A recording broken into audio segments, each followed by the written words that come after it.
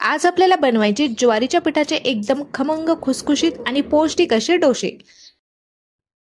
या ठिकाणी आपण 2 वाटी ज्वारीचे पीठ घेतलेले आहे। नॉर्मल आपण भाकरी बनवण्यासाठी जे पीठ वापरतो तेच पीठ मी या ठिकाणी घेतलेले आहे। ज्वारीच्या पिठाला पाहिजे तेवढा चिकटपणा नसतो, त्यासाठी आपल्याला यामध्ये 2 चमचे तांदळाचे पीठ टाकून घ्यायचे आहे। तांदळाच्या पिठामुळे आपले जे डोसे आहेत ते छान कुरकुरीत क्रिस्पी तयार होतील, चवीला देखील छान तयार होतील आणि त्याचबरोबर एकदम हलके फुलके देखील तयार होतील। आता हे डोसे आपल्याला एकदम हेल्दी आणि पौष्टिक तयार करण्यासाठी यामध्ये आपल्याला काही भाज्या देखील ऍड करायच्या। एक गाजर मी या ठिकाणी किसून घेतलेला आहे, एक टमाटा आपण कट करून घेतलेला आहे, एक हिरवी मिरची आपण कट करून घेतलेली आहे आणि थोडीशी कोथिंबीर घेतलेली आहे। सर्व भाज्या आपल्याला या मिश्रणामध्ये टाकून घ्यायच्या आहेत। यामध्ये आता आपल्याला चवीनुसार मीठ टाकून घ्यायचं आहे। अर्धा चमचा आपल्याला यामध्ये लाल तिखट टाकून घ्यायचं आहे।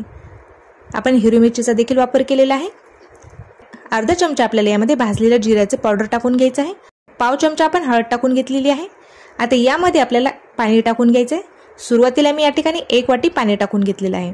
1 वाटी पाणी टाकून आपल्याला याला छान मिक्स करून घ्यायचं आहे। पाणी एकदाच न टाकता आपल्याला थोडं थोडं पाणी टाकायचं आहे। 1 वाटी पाणी टाकून आपण याला छान मिक्स करून घेतलेलं आहे। परत आपण या ठिकाणी 1 वाटी पाणी टाकलेलं आहे। आता मी परत यामध्ये 2 वाट्या पाणी टाकलेलं आहे। एकूण आपण 4 वाट्या पाणी टाकून घेतलेलं आहे आणि मिश्रण छान मिक्स करून घेतलेलं आहे। मिश्रण थोडंसं घट्ट वाटत आहे, परत मी यामध्ये 1 वाटी पाणी टाकून घेत आहे। म्हणजेच आपण यामध्ये 5 वाट्या पाणी टाकून घेतलेलं आहे। 5 वाट्या पाणी टाकून आपण याला छान मिक्स करून घेतलेलं आहे। बघू शकता तुम्ही एवढं पातळ आपण हे मिश्रण तयार करून घेतलेलं आहे। आता आपले जे मिश्रण आहे ते डोसे बनवण्यासाठी तयार आहे। आता यामध्ये आपण पाणी टाकलेलं आहे, तर मिठाचं प्रमाण थोडंसं मला कमी वाटत आहे, म्हणून मी परत यामध्ये मीठ टाकून घेत आहे। पूर्णपणे तुम्ही पाणी टाकून मिश्रण तयार केल्यानंतर यामध्ये मीठ टाकू शकता। आता मीठ टाकून आपण याला छान मिक्स करून घेतलेलं आहे। आता या ठिकाणी आपल्याला डोसे तयार करताना हे बॅटर जे आहे ते प्रत्येक वेळेस छान बुडापासून मिक्स करून घ्यायचं आहे। फुलपात्राने आपल्याला हे मिश्रण तव्यावरती सोडून घ्यायचं आहे, त्यामुळे आपल्याला हे मिश्रण टाकण्यासाठी सोपं जातं। डोसे तयार करताना आपल्याला तवा छान कडकडीत असा गरम करून घ्यायचा आहे। गॅसवरती मी एक तवा ठेवलेला आहे। तवा पण छान गरम करून घेतलेला आहे। तव्याला आपल्याला थोडंसं तेल लावून घ्यायचं आहे। तेल न वापरता देखील तुम्ही हे डोसे तयार करू शकता।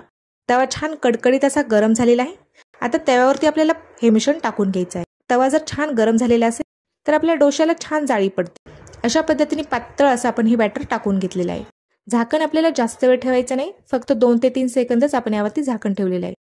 ज्वारीचा डोसा असल्यामुळे लगेचच हा कोरडा होतो आणि यावरती घाम येतो, त्यामुळे आपल्याला झाकण जास्त वेळ ठेवायचं नाहीये, लगेचच आपल्याला झाकण काढून घ्यायचं।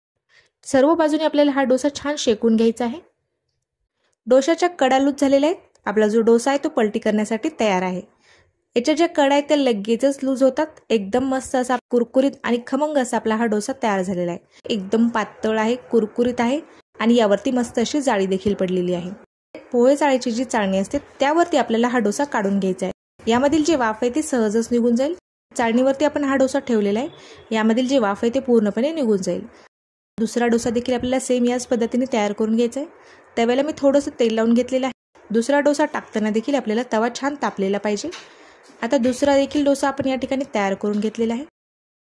तर दुसरा देखील आपला जे डोसा आहे ते एकदम मस्त असा कुरकुरीत तयार झालेला आहे। हे डोसे तुम्ही चटणीसोबत सर्व करू शकता। एकदम मस्त असे आपले खमंग पौष्टिक असलेले आपले ज्वारीच्या पिठाचे हे डोसे तयार झालेले आहेत।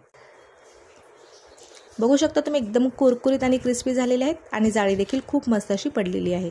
तर तुम्हाला आजचा हा व्हिडिओ कसा वाटला ते मला कमेंट करून नक्की कळवा। व्हिडिओ जर आवडला असेल तर व्हिडिओला लाईक करा। अशाच नवीन रेसिपी बघण्यासाठी चॅनलला सबस्क्राईब केलं नसेल तर चॅनलला सबस्क्राईब करा। भेटूया तशीच एका छानशा रेसिपीसोबत, तोपर्यंत धन्यवाद।